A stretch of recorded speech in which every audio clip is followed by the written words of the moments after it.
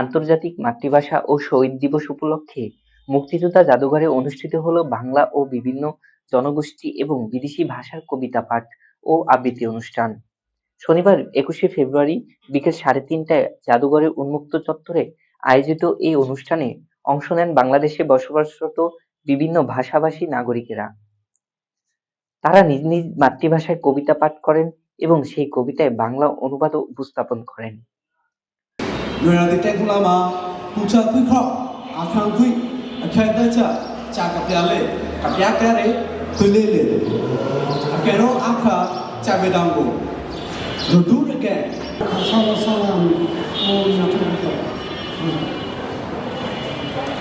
শুনিয়া শীত কুহিলে একটি রাত কাটিয়ে তোমাকে ভেবেছি অনেক।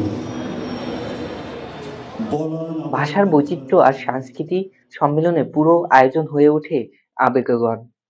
পাশাপাশি বাংলা ভাষার কবিতা আবৃত্তি করেন দেশের বিশিষ্ট আবৃত্তি শিল্পীরা, যারা ভাষা শহীদদের প্রতি গভীর শ্রদ্ধা নিবেদন করেন। 1948 সাল থেকে 1952 সাল কালগর্ভে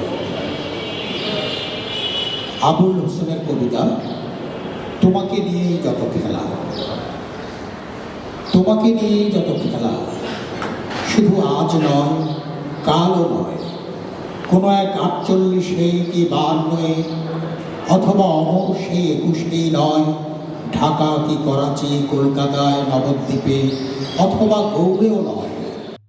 অনুষ্ঠানে উপস্থিত দর্শনার্থীরা বলেন, এমন আয়োজন ভাষার মর্যাদা ও বহুভাষিক সহাবস্থানের এক সুন্দর বার্তা দেয়। মুক্তিযোদ্ধা জাদুঘরে এই উদ্যোগ আন্তর্জাতিক মাতৃভাষা দিবসের চেতনাকে আরো গভীরভাবে স্মরণ করিয়ে দিয়েছে। ভাষা শুধু যোগাযোগের মাধ্যম নয়, এটি আমাদের পরিচয়, আমাদের আত্মমর্যাদা।